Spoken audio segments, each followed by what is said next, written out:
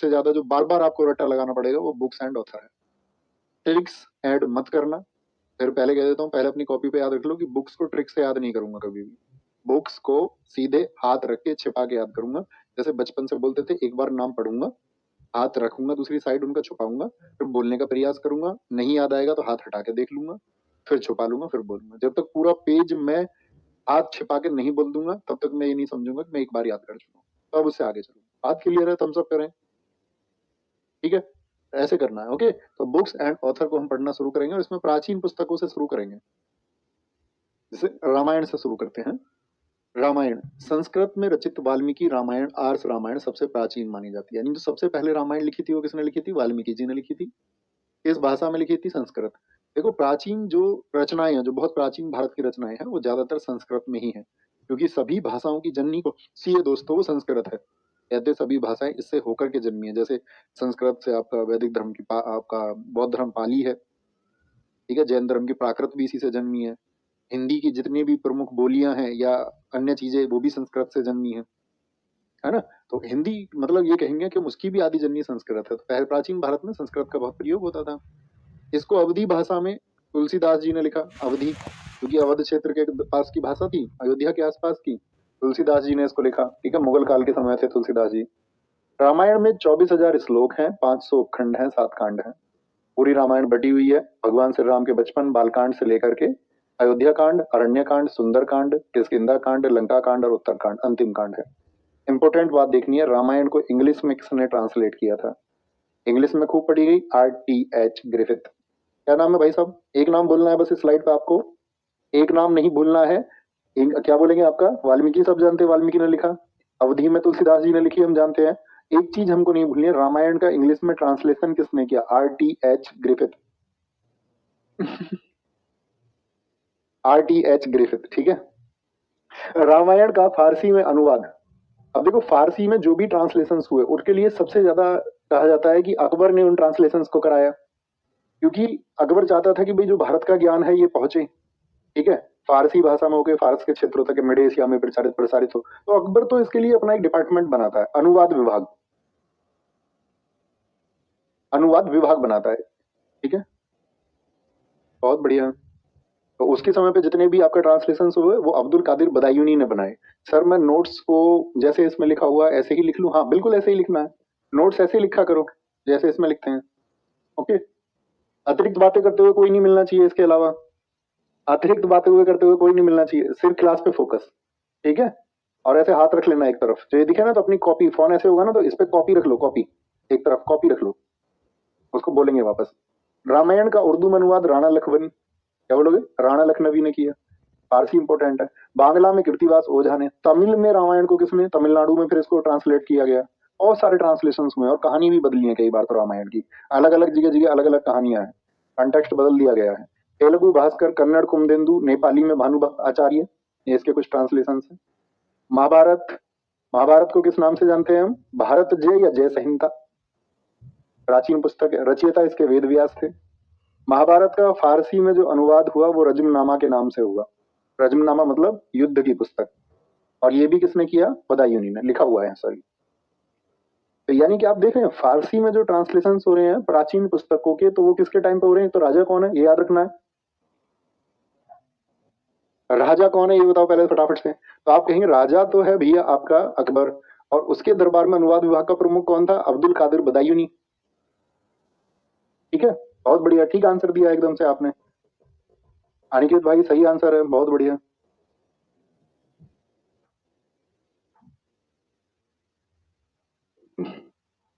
अनुवादक अब्दुल कादिर बदायूनी। महाभारत अंग्रेजी अनुवाद। अरे भाई दाढ़ी कटवाना कोई अपराध थोड़ी है, ये तो बताओ। कह रहे हैं कि इसलिए तुम हमसे चुप रहने को बोल रहे हो क्योंकि तुमने दाढ़ी कटवा लिया है। तुम्हारी शैतान खोपड़ी, इसको मैं शांत करने के लिए चुप होने को कहता हूँ तुमसे। महाभारत का अंग्रेजी अनुवाद बहुत इंपॉर्टेंट। अब मेरे साथ बोलते चलो, अब अतिरिक्त बातें नहीं करेंगे। ठीक है, तो अब ये यहाँ पे देखो ध्यान से। अंग्रेज, मुझे बताओ रामायण का अंग्रेजी में अनुवाद किसने किया? RTH Griffith. बोलो एक बार, मन मन में बोला करो। स्टैटिक जी के मतलब रट्टाफिकेशन। जितना रट लोगे इसमें, बार बार इसको जितना पढ़ लोगे उतना बेहतरीन है। एग्जाम से पहले एक बार और इसका थ्योरी क्लास कराऊंगा, याद रख लेना। फिर से यूट्यूब पे कराएंगे RWSSC एग्जाम, तब वहां भी ज्वाइन करना उसको बहुत अच्छे से, मतलब उसको बार बार पढ़ना है। महाभारत का अंग्रेजी में अनुवाद के.एम. गांगुली, केसारी मोहन गांगुली, तमिल रामानुजाचार्य, बंगाली में काली प्रसन्न सिंह, हिंदी ट्रांसलेशन गीता प्रेस के द्वारा। ये बहुत इंपॉर्टेंट है। अब जैसे आपने हिंदी में, अब देखो समझना, गीता प्रेस की पुस्तकें देखी हैं आपने, अक्सर देखी होगी, सड़क वगैरह पे एक गाड़ी खड़ी रहती है, गीता प्रेस उस पे लिखा रहता है, उसमें वो अपने प्राचीन जो हमारे ग्रंथ हैं, पुराण है, ठीक है, उपनिषद है, उन सबको वो बहुत कम मूल्य में, उनका मानना ये है कि भाई ये भारतीय ज्ञान प्रत्येक व्यक्ति तक पहुंचे और वो उसको पढ़ पाए, तो उसके लिए गीता प्रेस देखिए ना। तो जितने भी हिंदी में ट्रांसलेशन हैं, जैसे रामायण का नहीं बताया हमने आपको भी ट्रांसलेशन किसने कराया, तो आपको लॉजिक लगाना है। महाभारत का गीता प्रेस के द्वारा, हेडक्वार्टर इसका गोरखपुर में है, और इसीलिए यहां पे याद रख लेना कि अगर पूछा जाए कभी रामायण का हिंदी अनुवाद कौन, बोलो भी फटाफट से, रामायण का हिंदी अनुवाद किसने किया है?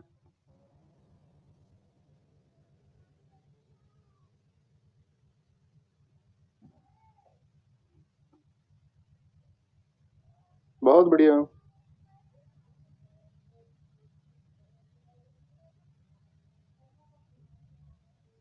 भैया आएंगे नवीन सर, कल आ जाएंगे वो, कोई दिक्कत नहीं है। आज प्रवीण से पढ़ लो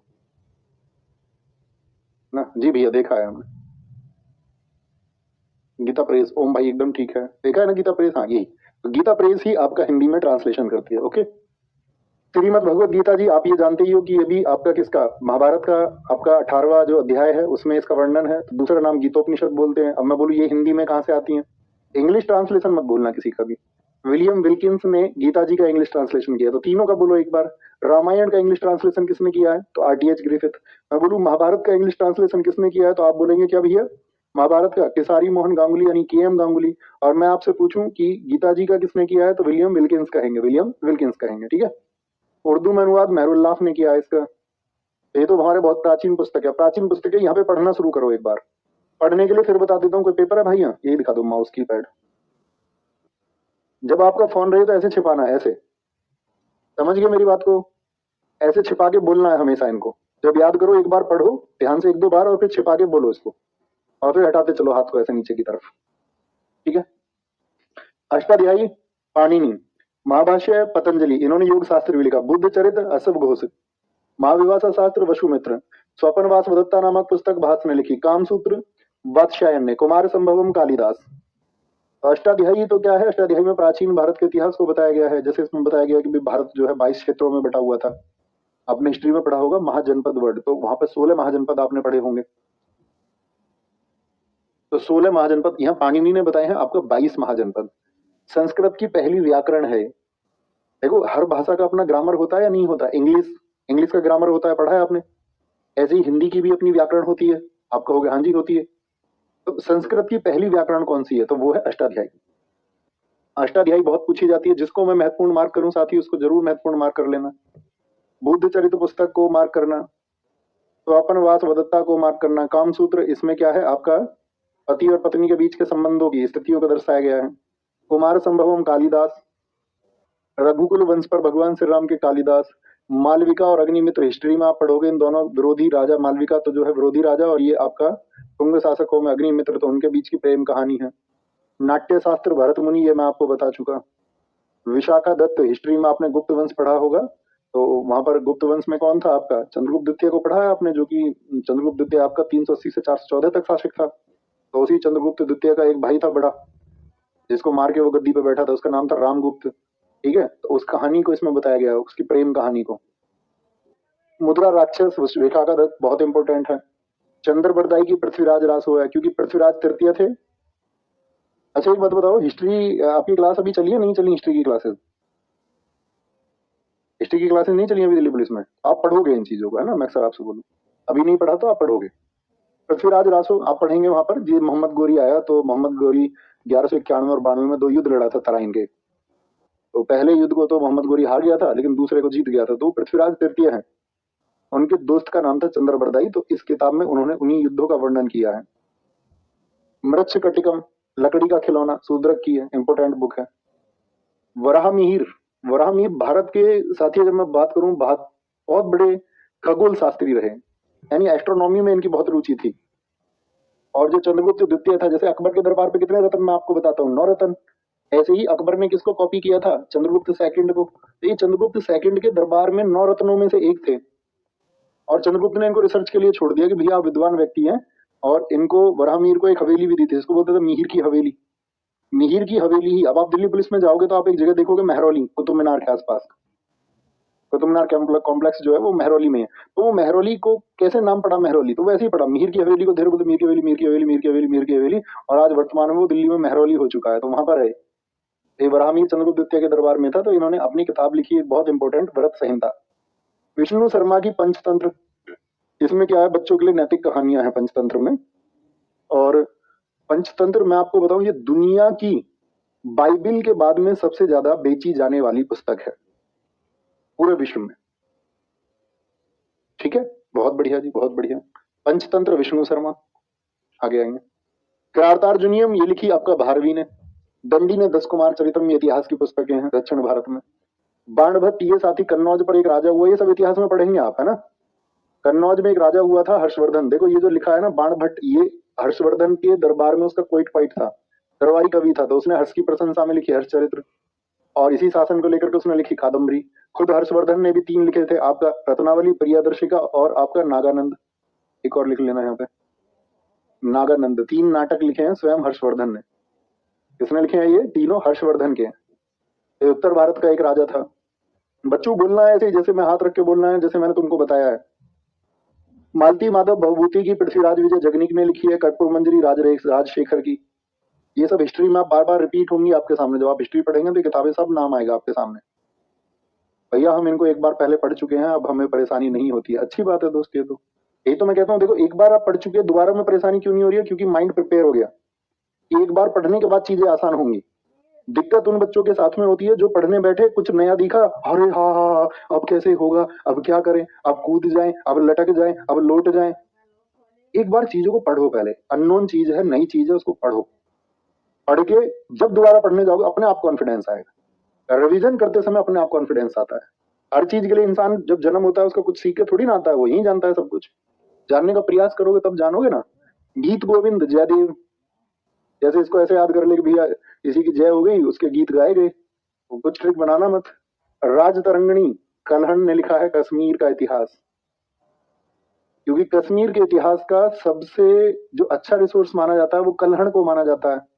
कल्हण को, क्योंकि कल्हण ने वहां पर एक राजा था जयसिंह, 1151 ईस्वी तक का अगर तुम्हें हिस्ट्री जानना है, कश्मीर में 1151 एडी तक का, 1151 ईस्वी तक का, तो किसको? कल्हण को पढ़िए। अच्छा नागानंद ये आ गया यहाँ पे। उसी पुस्तक में कश्मीर का अकबर बताया गया है, जैनालुब्दीन को। क्यों जी? देखो अकबर ने जैसे यहाँ उत्तर भारत में क्या किया था, उसने आपका एक तो दास प्रथा को खत्म किया था 1562 में, 1563 में उसने तीर्थ यात्रा कर को हटाया, उसने 1564 में जजिया को हटाया। तो जैसे उसने टैक्स माफ किया, ऐसे कश्मीर में इस व्यक्ति ने टैक्स माफ किया, तो इसको कश्मीर का अकबर कहते हैं। नागानंद हर्षवर्धन का। कथा सरित सागर, देखो प्राचीन पुस्तकें जो ज्यादातर कभी भी पूछे जाए किस भाषा में लिखी जाती थी, मैंने आपको बताया। जैसे एमटीएस में पूछा गया था कथा सरित सागर किस भाषा में लिखी गई? संस्कृत में। रवि कीर्ति, जब आप राजा हर्षवर्धन को पढ़ेंगे तो वहां पर एक पुस्तक का जिक्र आएगा कि उसका एक पड़ोसी शासक था पुलकेशिन। पुलकेशिन ने राजा हर्षवर्धन को नर्मदा नदी के तट पर सन 618 में हराया था, जिसकी वजह से सम्राट हर्ष दक्षिण कभी जीत ही नहीं पाए, मतलब जा ही नहीं पाए दक्षिण, जीतना तो दूर की बात है। तो उसी पुलकेशिन के दरबार में थे रवि कीर्ति, जिन्होंने लिखा ऐहोल प्रशस्ति। अमर सिंह का अमरकोश है। वराहमीर का सूर्य सिद्धांत है, वराहमीर का सूर्य सिद्धांत। ये आती है फिर मध्यकालीन इतिहास की पुस्तकें, मध्यकालीन इतिहास है। ठीक है, क्या बोलेंगे? तहकीक ए हिंद, तहकीक ए हिंद, इसका मतलब यही है भारत का इतिहास जानना है। जो शुरुआत में भारत में जो मुस्लिम आक्रमणकारी हुए, तहकीक ए हिंद, इसको हम बोलते हैं किताबुल हिंद भी। किताबुल हिंद, किसने लिखा है किताबुल हिंद को? पढ़े बच्चों, फटाफट से पढ़े इसको, किताबुल हिंद। 3 दिन लगेंगे हमको बुक्स को पढ़ने में, है ना, 3 से 4 दिन, 3 दिन कम से कम मान के चलो। तबकात ए नासिरी, ये मिनहाज उस राज ने। हिस्ट्री पढ़ोगे तो जानोगे ये इल्तुतमिश के समय था। किसके समय था? इल्तुतमिश के समय था, इल्तुतमिश के समय। मिनहाज उस राज, हम सब करके बताओ ऐसे कितने बच्चे हैं जो RWA SSC चैनल पर अभी जो मैं हिस्ट्री पढ़ा रहा हूँ वहां से पढ़ रहे हैं? अगर आपकी हिस्ट्री नहीं चली है, कवर कर रहे हैं क्या वहां से? अगर बाद में भी देखते हो तो देख लिया करो स्पीड बढ़ा के, है ना। नहीं देखते हो तो कोई बात नहीं, फिर तुम्हारी मर्जी, फिर तुम स्वतंत्र हो, कोई दिक्कत ही नहीं। भैया मैं आपकी कंप्यूटर की क्लास पढ़ो, भैया शिवम सर से पढ़ो, अपनी क्लासेस तो यार अपने दिल्ली पुलिस को पढ़ाया था, उसको होगी 2 साल से पुरानी पीडीएफ, वो तो अपडेटेड भी नहीं है, उनको मत पढ़ो अभी। शिवम सर जो पढ़ा रहे हैं उसको पढ़ो, उसको पढ़ना है बच्चों, वो तो पुराना कंटेंट है बहुत। इल्तुतमिश के समय तो मिनहाज उस सिराज रजिया सुल्तान के समय भी यही था। इसने लिखा था कि रजिया सुल्तान अगर एक महिला न होती तो उसका नाम हिंदुस्तान के बड़े शासकों में लिया जाता। लैला मजनू किरान सादीन दिल्ली सल्तनत के दौरान अमीर खुसरो रहा 8 सुल्तानों के टाइम पर। 8 सुल्तान इसके टाइम पे बदले। गुलाम वंश के लास्ट के बलबन हो, चाहे आपका क्या कुबाद हो, चाहे कैमूर्स हो, खिलजी सारे इसके सामने हुए। जलालुद्दीन खिलजी हो, चाहे अलाउद्दीन खिलजी हो, चाहे मुबारक शाह खिलजी हो, सब इसके सामने हुए। तारीख फिरोज शाही ये लिखी जियाउद्दीन बर्नी ने, बहुत पूछी जाती है। इब्न बतूता की किताबुल रहला बहुत इंपॉर्टेंट है, ये मोहम्मद बिन तुगलक के शासनकाल को बताती है। किताबुल रहला ये किसके समय पे? एमबीटी मोहम्मद बिन तुगलक। मिफ्ताहुल फुतू अमीर खुसरो, फतवा जहांगीरी ये भी इसी की किताब है, जियाउद्दीन बर्नी। अगर किसी को मध्यकालीन भारत का इतिहास जानना है तो बर्नी एक अच्छा सोर्स है, बर्नी को पढ़ा जाए, इन 2 किताबों को पढ़ा जाए, है ना, तारीख फिरोज शाही को और फतवा जहांदारी को। ताजुल मासिर, बेटा आप यहाँ स्टैटिक जीके का क्लास करने आए थे या मैथ पूछने आए थे? कोई मतलब आप खुद को सिलेक्शन से दूर भेज रहे हैं बस, और कुछ नहीं कर रहे हैं। कह रहा सर मैथ में कैसे करूं? थोड़ी देर बाद ये पूछने लगेगा सर जी घर में बात कैसे करूं अपने में। बेटा आप अभी तक अगर यही नहीं जान पाए हो कैसे करें तो कैसे बात बनेगी? कुछ ऐसे काम होते हैं जो खुद ही समझने पड़ते हैं। कल को आपकी शादी भी होगी, बाकी समझ जाओ, हर चीज पूछी नहीं जाती है, स्वयं विवेक की बातें भी होती हैं कुछ। जब तक किसी विषय को करोगे नहीं तब तक वो कैसे होगा? बुद्धू ही बने रहोगे पूरी जिंदगी।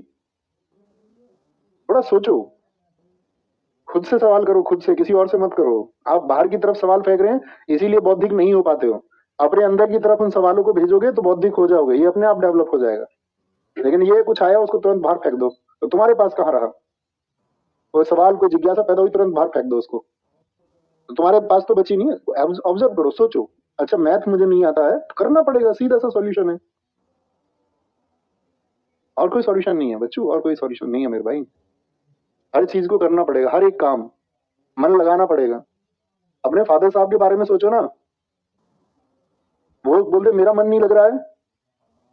पिताजी अगर किसान होंगे, बोले भैया मुझसे खेती नहीं होती, अब मेरा मन ही नहीं कर रहा खेती करने का। कर रहे हैं ना सालों सालों से खेती, इसलिए तुम पलो बढ़ो, तुम अच्छा करो कुछ अपनी जिंदगी में और उनकी जिंदगी को एक दिन आराम मिले। लड़के कमजोर हुए पड़े हैं, बोले भैया मैथ में पढ़ाई में मन नहीं लगता है। पापा का जिस दिन खेती में या जिस प्राइवेट ड्यूटी को वो करते हैं या जिस गवर्नमेंट जॉब को वो कर रहे हैं वो छोड़ दे और ये बोल दे मेरा मन नहीं कर रहा, चल पाएगा घर? या भैया जॉब कर रहे होंगे या जिस किसी चीज से इनकम आ रही है, कमाई आ रही है, वो उसी चीज को छोड़ दे तो घर चलेगा? क्या होगा फिर?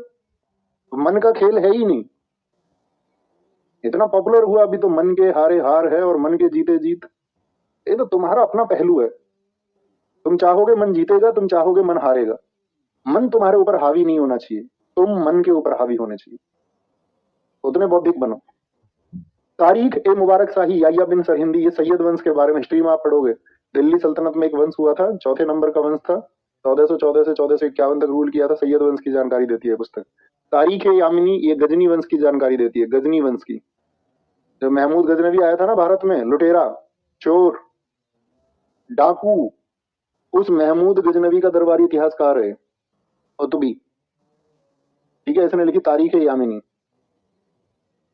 मुगल काल की स्थापना 1526 में, पानीपत के पहले युद्ध को जो जीता है वो बाबर। अभी हिस्ट्री शुरू नहीं हो रही है तो इतने यहाँ से मतलब वो मैं बोल रहा हूँ ना, आपसे देख लिया करो इसको, सब चीजें फिर तो कॉन्सेप्ट ही क्लियर हो जाएंगे सारे। फिर वो सवाल जवाब दुनिया में कहीं नहीं करोगे, खुद ही सोचोगे चीजों को। सुजुकी बाबरी, बाबरनामा किसने लिखी है? बाबर ने। किस भाषा में लिखी थी ये? चगताई तुर्क में। इसमें लिखी चगताई तुर्क में, क्योंकि तुर्क वो उनके तुर्क मुसलमान थे, वो चगताई उनकी लैंग्वेज थी। मोहियान भी बाबर ने लिखी, बहुत पूछी जाती है। हुमायूं नामा मोस्ट इंपोर्टेंट, हुमायूं नामा किसने लिखी? गुलबदन बेगम ने लिखी।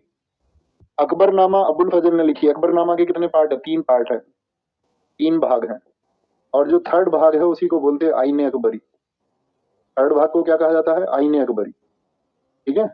फतुहात आलमगीरी यशोर दास नागर की है, बहुत पूछी जाती है भैया, मुगल काल की। जहांगीर नामा जहांगीर ने लिखी है, उसने खुद ने लिखी। चार चमन ये जहांगीर के बाद में गद्दी पे बैठा था शाहजहां, शाहजहां के जीवन के बारे में है और इसको लिखा है चंद्रभान ब्राह्मण ने।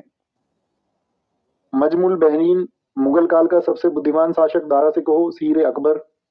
तो सीर अकबर में तो इसने क्या किया, इसे उपनिषदों को पढ़ता तो 52 उपनिषदों को फारसी में अनुवाद किया, किसमें, फारसी में अनुवाद, और एक पुस्तक लिखी मजमुल बहरीन।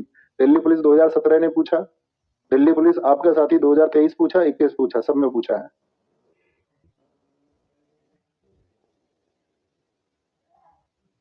आप भी आ रहे हैं सर बिहार 4 को, तुमने बुलाया ही नहीं है, बुलाते तभी तो आते तुम, अब तुमने बुलाया नहीं तो कैसा आए फिर, बिना आमंत्रण बिना निमंत्रण के आना सही बात है, आमंत्रण पे ही आना सही नहीं है और निमंत्रण पे तो बिल्कुल सही नहीं। आमंत्रण निमंत्रण का अंतर समझते हो? आमंत्रण सिर्फ आने के लिए बुलाना, निमंत्रण दावत के लिए बुलाना। लीलावती फैजी, ये अबुल फजल जो है ना, अकबर के नौरत्नों में मैथ्स का टीचर था, ये अबुल फजल का भाई है फैजी, उसने लिखी है लीलावती, गणित की पुस्तक है। फतवाए आलमगीरी निजामुद्दीन अहमद, पादशाहनामा हमीद लाहौरी, हमीद नहीं हमीद लाहौरी, अब्दुल हमीद लाहौरी। मुंतखाब उल तकारी की, ये बदायूनी की है, यही बदायूनी जो अभी अकबर के टाइम पे आपका किसका अनुवाद विभाग का अध्यक्ष था। स्वतंत्रता संग्राम के समय की पुस्तकें। सर ये किताबें अभी कहाँ पर है बेटा? ये तुम्हें कहीं भी मिल जाएंगी, जहां आप चाहेंगे मार्केट में मिलती हैं सब किताबें टोटल। सत्यार्थ प्रकाश, दयानंद सरस्वती, हिस्ट्री में आप पढ़ेंगे, इन्होंने एक नारा दिया, आर्य समाज की स्थापना की इन्होंने 1875 में। जो मैं अतिरिक्त बातें बता रहा हूँ इनको मत नोट करने लग जाना, यहाँ पे सिर्फ फैक्चुअल रहना बुक्स के लिए, ये सब बातें आप हिस्ट्री में पढ़ लोगे। 1875 में इन्होंने बुक्स लिखी, दयानंद सरस्वती जी ने, कौन सी, आर्य समाज, और उसमें एक बात कही, वेदों की ओर लौटो। तो फर्स्ट एडिशन लिखा इन्होंने 1875 में हिंदी में, और दूसरा एडिशन मतलब दूसरा संस्करण आया 1882 में। गीतांजलि और गोरा किसने लिखी है? रविन्द्रनाथ टैगोर ने। गीतांजलि के लिए ही रविन्द्रनाथ टैगोर जी को क्या मिला? 1913 में कौन सा पुरस्कार मिला था बताओ? Nobel prize. इस कैटेगरी में जब नोबेल प्राइज आपको पढ़ाएंगे तब बताएंगे इस बात को, जब पुरस्कार पढ़ेंगे हम सारे। तो इनको 1913 में साहित्य के लिए, और ये भारत के पहले व्यक्ति है नोबेल पाने वाले, या मैं कहूं एशिया के भी पहले व्यक्ति है नोबेल पाने वाले, ठीक है, Rabindranath Tagore. Post master, the post office, history birds vocation, Kabuliwala इनकी बहुत इंपॉर्टेंट बुक है। द पोस्ट ऑफिस इनकी बहुत इंपॉर्टेंट बुक है। बच्चों जब रिवीजन करो ना लगातार बोलो इनको, तो जो इंपॉर्टेंट है उनको विशेष ध्यान रखना, अपनी कॉपी पे जो नोट्स बनाओ तो अंडरलाइन रखना इनको। सिपाही म्यूटिनी 1857 में जो विद्रोह हुआ था उसको लिखना, आरसी मजूमदार ने लिखा है, गवर्नमेंट की तरफ से 1857 के संग्राम का। ये साथी आपका एक गवर्नमेंट हिस्टोरियन थे, सरकारी इतिहासकार है, ठीक है। तो यह औरंगजेब के बारे में किसी ने नहीं लिखा, अभी नहीं बताया। आलमगीरी पुस्तक ईश्वरदास नगर, आलमगीर उसी का नाम है। चलो, a nation is making, Surendranath Banerjee.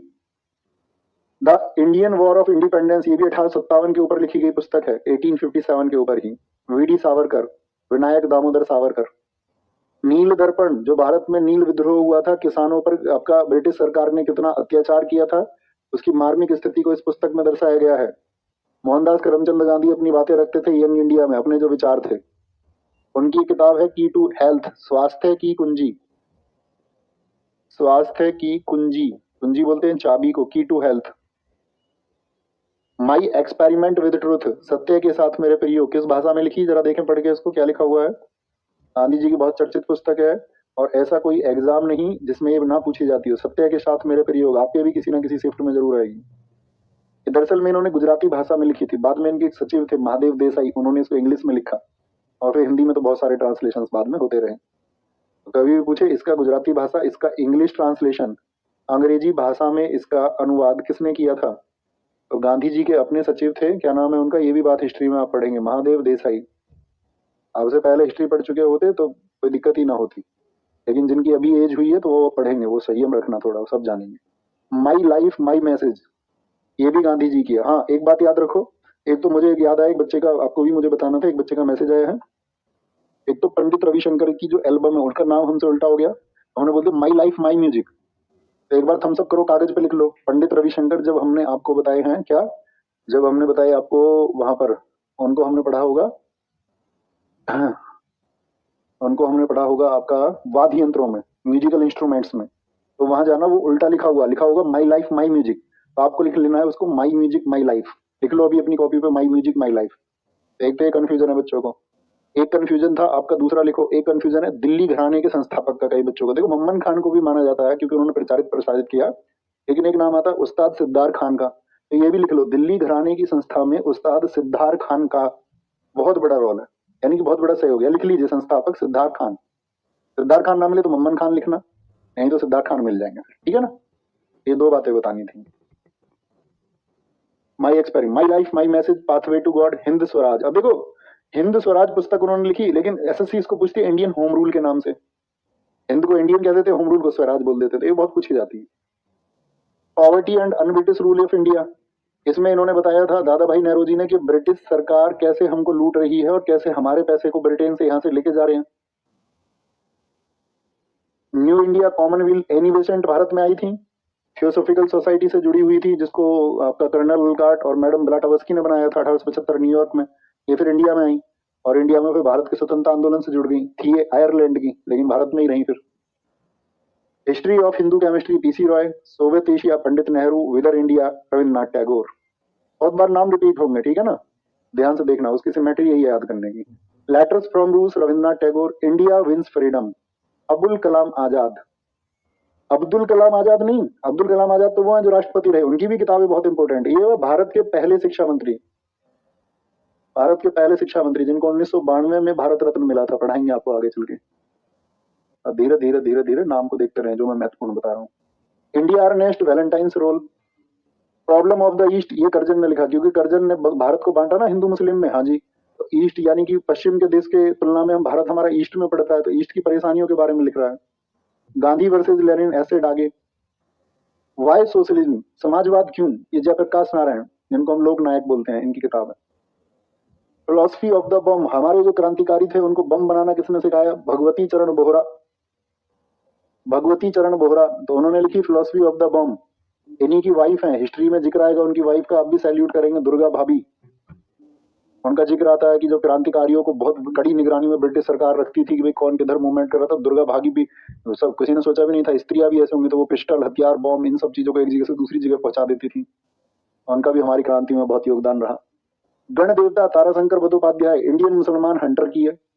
The Indian struggle and Indian Pilgrim, Subhash Chandra Bose, SC Bose मतलब सुभाष चंद्र बोस, सुभाष चंद्र बोस जी की किताब है। इतनी पूछी जाती है ना, ये तो याद रख लेना बहुत ज्यादा। द इंडियन स्ट्रगल, लगातार कोई एग्जाम इससे छूता नहीं। Indian in transition, M N Roy की पुस्तक है, ये आ गया था Indian struggle Subhash Chandra. Indian diary Montagu Chelmsford. History of Hindu chemistry PC C Roy से आ गई। गीता रहस्य जेल में लिखी थी बाल गंगाधर तिलक ने, जब वो मांडले जेल में बंद थे, हिस्ट्री में पढ़ोगे इसको भी। Rise of Maratha power, Maharashtra से थे महादेव गोविंद रानाडे, एम जी रानाडे। अगर मैं आपसे पूछूं गांधी जी के राजनीतिक गुरु का नाम कौन कौन जानता है, तो आप कहेंगे हाँ जी भैया गोपाल कृष्ण गोखले हैं। और गोपाल कृष्ण गोखले के गुरु कौन है, तो आप कहोगे महादेव गोविंद रानाडे हैं। उन्होंने ही लिखा है मराठा पावर, क्योंकि वो महाराष्ट्र से संबंधित है। Rise of Maratha power, Ranade ने। भारत एक खोज यानी कि डिस्कवरी ऑफ इंडिया, अगर आपको कभी भारत को समझना है नेहरू जी के परिप्रेक्ष्य से, तो इस पुस्तक को जब आप सेलेक्ट हो जाएं, तो मैं ये कहूं अगर आप भारत के बारे में जानना चाहते हैं तो इस किताब को जरूर आप परचेज करके या किसी लाइब्रेरी में या किसी दोस्त से लेकर के जरूर पढ़ना। भारत एक खोज। आपकी सिलेक्शन के बाद में मेरी तरफ मतलब ये समझिए तुम गुरु दक्षिणा यही रहेगी कि आप इस किताब को लेकर के खुद पढ़ेंगे, ठीक है, ओके। भारत एक खोज, discovery of India. Rediscovery of India ये मेघनाथ देसाई ने लिखी है, इसमें कंफ्यूजन हो जाता है कई बार। रीडिस्कवरी ये भी अच्छी किताब है, किताबें बहुत सारी हैं, ठीक है। जब सेलेक्ट हो जाओगे तो वार्तालाप में रहना मेरे साथ में, मैं बताता रहूंगा आपको कौन कौन सी पुस्तकें आपको पढ़नी चाहिए अपने जीवन के लिए। द लाइफ डिवाइन और सावित्री अरविंद घोष ने लिखी है। अरविंद घोष क्योंकि एक आपका साथी सन्यासी प्रवृत्ति के व्यक्ति थे, तो लेटर्स योगा के ऊपर, ऐसे on Gita, the mother, future poetry आदि लिखा। बुद्धा और कार्ल मार्क्स को लिखा है बाबा साहब भीमराव अम्बेडकर जी ने। One life is not enough, भारतीय राजनीति के ऊपर लिखी गई एक शानदार पुस्तक। One life is not enough, one life is not enough. Very good बेटा, पढ़ा करो, छोटे बच्चे मत बनो। ब्लॉक कर दो आप, जवाब तो दोगे नहीं, क्या फायदा। ऐसे उछल कूद करते रहोगे छोटे बच्चों की तरह, जिंदगी में एक दिन एक कोने में बैठ कर रोओगे। उछल कूद नहीं करनी है, चुपचाप शांति से पढ़ना है। रिक्वेस्ट है मेरी आपसे, मेरे कहने से भी अच्छे बच्चे नहीं बने तो कभी नहीं बनोगे। क्या फायदा होता है इन कमेंट्स का? कुछ होता है क्या? जिसको जवाब देने चाहिए एक दिन वो भी जवाब देना बंद कर देती है, आप कामयाब नहीं हुए तो। ठीक है, आप हमसे जवाब मांग रहे हैं, तुमको तुम्हारी वाली जवाब नहीं देगी, तुमको तुम्हारा वाला जवाब नहीं देगा। मान जाओ बेटा, पढ़ लो। अनहैप्पी इंडिया, जवाब तलब की बात ही नहीं है, सवाल और जवाब की बात नहीं है, बात पढ़ने की है। ये बोलो भैया मैं पढ़ने आया था, मैं पढ़ के जाऊंगा, बात खत्म। अतिरिक्त बात ही नहीं करूंगा कोई। अतिरिक्त बात करने वाले तो लबर चट्टू हैं, लबर चट्टू। लबर चट्टू समझ रहे हो, जिसको अपन लिखने का और बोलने का काम है, पूरी जिंदगी इसी में गुजार देता है, ना कुछ कर पाता ना धर पाता। सुधार लो खुद को। ठीक। Unhappy India, Lala Lajpat Rai. बंदी जीवन, सचिंद्र सान्याल भारत में जब बंदी रहे तो उन्होंने लिखा। दुखद भारत भी बोल देता है ऐसा इसको कभी कभी। भारतीय गृह शासन, इंडियन होम रूल, अभी बताया मैंने आपको। भारतीय गृह शासन बोल लो या भारतीय स्वराज बोल लो। इंडिया डिवाइडेड, राजेंद्र प्रसाद जी की किताब है, चर्चित है। Glimpses of the world history, पूरी दुनिया के इतिहास के लिए ग्लिम्सेस लिखी किसने? नेहरू जी ने। नेहरू जी की बहन Vijayalakshmi Pandit, the scope of happiness. Nation voice, Radhakrishnan. ठीक है। The bunch of old letters, तो ये अपनी बेटी को लेटर्स लिखते थे नेहरू जी। इंदिरा गांधी जी को तो बंच बोलते हैं, लेटर्स का जो गुच्छा हो जाता है। The bunch of old letters कौन? नेहरू जी ने लिखा है। मतलब जो पत्र है, पत्रों का एक समूह अगर हो जाए। The three mistakes in my life, the three mistakes in my life, एक मूवी आई थी बॉलीवुड की, काय पोचे, सुशांत सिंह राजपूत की। उस मूवी की कहानी इसी उपन्यास पर आधारित है, three mistakes in my life. कौन सी मूवी आई थी इस पे? और मूवी वाले करते हैं क्या, बॉलीवुड वाले या तो रिमेक बना देंगे किसी का, और ऐसा ही रिमेक बना देंगे बिल्कुल साउथ की मूवी की जट एकदम से कॉपी। तुम अर्जुन रेड्डी बनाओगे, हम कबीर सिंह बना देंगे तुरंत, ऐसी की ऐसी, फुल टू कॉपी। हमारे पास अपना दिमाग ही नहीं है। इसी किताब में कुछ लिखा हुआ है, इसकी एक्टिंग करवा देंगे, स्क्रिप्ट हम लिख ही नहीं सकते अपनी खुद की, हमारे बस की नहीं है। हिस्ट्री के ऊपर कुछ लिखा हुआ है, उसको बना लेंगे, थोड़ा तोड़ मरोड़ के कुछ कर देंगे। यही कलाकार है। और इन सब से हटके जो दो तीन चीज मैंने बताई है, इनसे अलावा इन्होंने कुछ भी किया वो इनकी सबसे बेहतर मूवी है। अगर इन्होंने कॉपी नहीं किया, अगर इन्होंने किसी चीज को नहीं उठाया और अपनी तरफ से कुछ भी इन्होंने लगाया, तो वो फिर जबरदस्त मूवी बनी। पता नहीं क्यों नहीं बनाते। चेतन भगत, 400 डेज 5.1 मूवी देखी है। Three idiots, three idiots movie बाद में बनी, पहले चेतन भगत ने उपन्यास लिखा। चेतन भगत जब भी तो चर्चित हुए, थ्री इडियट्स हिट हुई। 5.1 एक तो कहानी छाप दी। हाफ गर्लफ्रेंड देखी होगी, अर्जुन कपूर श्रद्धा कपूर की तुमने। भैया ऐसे तो एकदम तुरंत देख लेते हैं हम, गाने वाने वीडियो वीडियो। तुम हमसे पूछो तो सही कौन सी फिल्म का गाना कौन सा है, सब कुछ बता देंगे, किसने क्या पहना हुआ था, क्या नहीं पहना हुआ था, सब। लेकिन हमको पढ़ने की मत बोलो, है ना। Half girlfriend, a train to Pakistan, Khushwant Rajan. ये भारत और साथ ही पाकिस्तान जब विभाजन हुआ उसके समय क्या स्थिति थी, क्या मारकाट हुई हिंदू मुस्लिम के नाम पर, किस तरह से लाखों लोग बेघर हुए और लाखों लोगों को अपनी जान गंवानी पड़ी, उसका कड़वा सच है। ए ट्रेन टू पाकिस्तान, खुशवंत राजन। बस यहीं तक, कल यहाँ से शुरू करेंगे, यहाँ तक की पढ़ के आना। एक बार अगली वाली भी पढ़ के आना, है ना। एक मतलब एक बार एक रीडिंग लगा के आना, ताकि आगे हम थोड़ा गति से चले और महत्वपूर्ण मैं बताता रहूंगा, जो जरूरी चीजें वो आपको बताता रहूँ। तो सुभाष चंद्र बोस जी की मौत कैसे हुई किसी को नहीं पता दोस्त। ताइको हवाई अड्डे पे 1945 में वो लास्ट बार गायब हुए, उसके बाद की कहानी सिर्फ आपका मिथ है, दुनिया भर में कोई सच्ची बात कुछ नहीं है, सब फैलाया गया, प्रोपेगेंडा है, किसी को नहीं पता वो कहाँ गए। बस कहानियां है कि वो गुमनामी बाबा थे, वो कहीं पर रहते थे, कुछ कहते नहीं CIA के एक एजेंट ने दावा किया वो तो मिला था सुभाष चंद्र बोस जी से, कुछ नहीं, सब झूठी हवाई कहानियां। Thank you, bye bye, take care.